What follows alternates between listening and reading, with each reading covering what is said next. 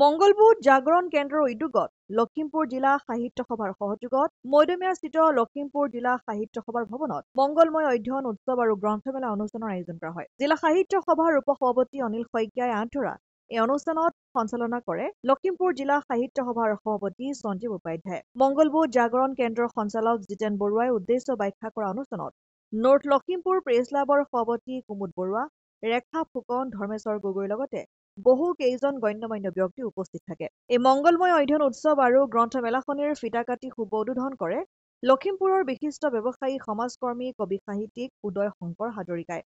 এই অনুষ্ঠানতে অৱসৰপ্ৰাপ্ত শিক্ষয়িত্ৰী স্বপ্না চেতিয়ালৈ মংগলময় সাহিত্য উত্তৰণ বঁটা 2025 প্ৰদান কৰা হয়। আনহাতে এই অনুষ্ঠানতে লখিমপুৰৰ দুৰ্গা পূজা সংখ্যা মংগলময় পত্ৰিকা ধন্যবাদ স্মিতা হাজৰিকাৰ প্ৰজ্ঞাৰ সাধনা নিৰণ কুমাৰ বৰাৰ দুখন গ্ৰন্থ উন্মোচন কৰা হয়। লখিমপুৰ জিলাৰ এগৰাকী বিশিষ্ট লেখিকা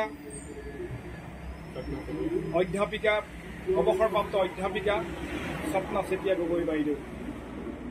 আমি মংগলবুধ জাগৰণ কেন্দ্ৰই যদিওবা আমাৰ সাম্প্ৰতিক অসমৰ যি পৰিস্থিতি আৰু পৰিৱেশ অত্যন্ত বেদনাবিধুৰ, তাৰ মাজতেই আমি কিতাপৰ যি আন্দোলন, কিতাপ পঢ়াৰ যি আন্দোলন, সেই আন্দোলন চলাই যোৱাৰ সমান্তৰালভাৱেই আমি সৃষ্টিশীল প্ৰতিভা নিৰ্বাচিত কৰি আমি বঁটা প্ৰদান কৰাৰ চেষ্টা অব্যাহত ৰাখিছিলোঁ আৰু তাৰেই সুবাদতে আজি মংগলময় সাহিত্য উত্তৰণ বঁটাটি প্ৰদান কৰাৰ ব্যৱস্থা কৰা হয়।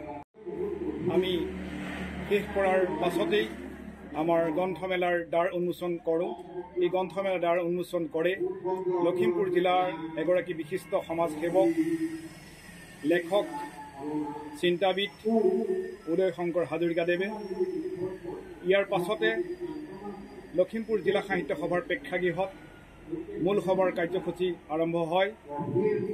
এই মূল সভাৰ কাৰ্যসূচীত আমাৰ গ্ৰন্থমেলাৰ লগত গ্ৰন্থ অধ্যয়ন উৎসৱৰ লগত সংগতি ৰাখি 3খনকৈ গ্ৰন্থ উন্মোচন কৰাৰ দিহা কৰা হয়।